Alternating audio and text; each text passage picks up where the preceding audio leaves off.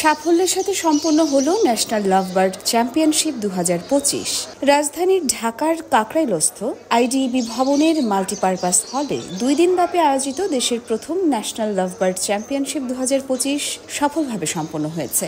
Lovebird association of Bangladesh আয়োজিত এই জাতীয় পর্যায়ের প্রতিযোগিতায় দেশের বিভিন্ন জেলা থেকে শতাধিক ব্রিডার ও পাখিপ্রেমী অংশগ্রহণ করেন। প্রায় 1 বছর ধরে আমরা এটা করেছি, কাজ করা শুরু করেছি। আজকে এটা আমাদের সফল হয়েছে, একটা মেগা ইভেন্ট। এটা হচ্ছে দক্ষিণ সার্ক এশিয়ার একজনই জাজ, যে ইন্টারন্যাশনাল জাজ, এই পাখিকে জাজ করার জন্য ফুটবল খেলার রেফারির মতো পাখিকে জাজ করা হয়।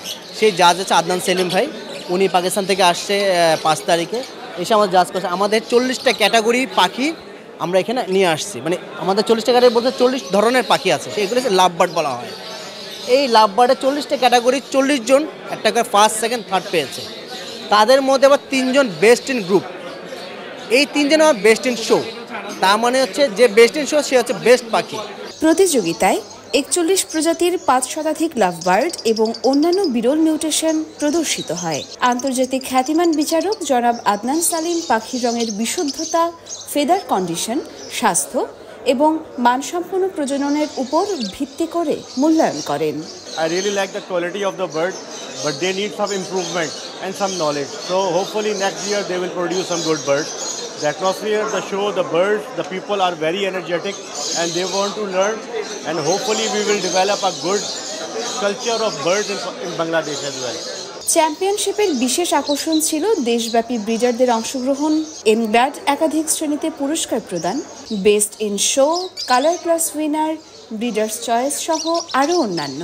বিচারকের বিশেষ পুরস্কার ছিল প্রতিযোগিতার অন্যতম প্রধান আকর্ষণ। টিয়া পাখি আমাদের যেটা রঙিন, অনেক রঙের, বাহারি রঙের, যেটা সবুজ, ওটা পালবেন না, ওটা পালা নিষেধ না, শুধু 6 মাসের জেল। যত বড় ব্যারিস্টার ধরেন জামিন নাই, জামিন অযোগ্য। তো সুতরাং ময়না, টিয়া এবং আমাদের দেশীয় পাখি যেগুলো বন্য পাখি, এগুলো যেন আমরা কেউ না পালি। আমাদের তো বাহারি পাখির অভাব নেই, আমাদের দেশে এখন ইম্পোর্ট অ্যালাউড।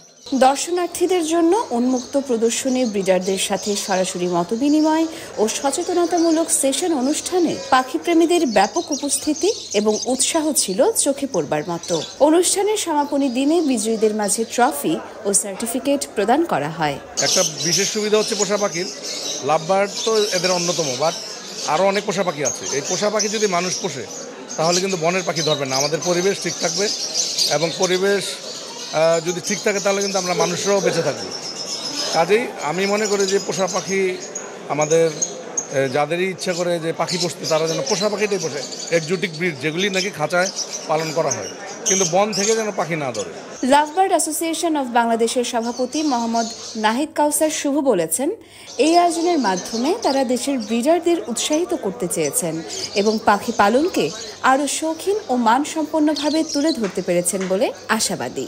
এই ইভেন্টের আসলে কেন দরকার যদি এইভাবে চিন্তা করি, এই ইভেন্টের মাধ্যমে কিন্তু আমরা ইন্টারন্যাশনাল, পাকিস্তান থেকে যেহেতু ইন্টারন্যাশনাল একটা স্ট্যান্ডার্ড জাজ নিয়ে আসছি, বিবিএ সার্টিফাইড, এবং এই স্ট্যান্ডার্ডটা যদি মেনটেন করতে পারি তাহলে আমাদের কোয়ালিটি বার্ড প্রডিউস হবে, যেটা আসলে বিদেশে যদি আমরা এক্সপোর্ট করতে পারি আমাদের বৈদেশিক মুদ্রা অর্জন হবে।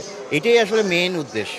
এবং নতুন নতুন পাখাল তৈরি করা, ইয়ং জেনারেশনকে গ্যাজেট থেকে সরে নিয়ে আসা, এবং তারা যাতে পাখি পেলে যাতে তারা স্বাবলম্বী হতে পারে, এটাও কিন্তু আরেকটা জায়গা। স্টুডেন্টরা কিন্তু 4 জোড়া পাখিতে তার পড়ালেখা খরচ চালাতে পারে কিন্তু, হ্যাঁ।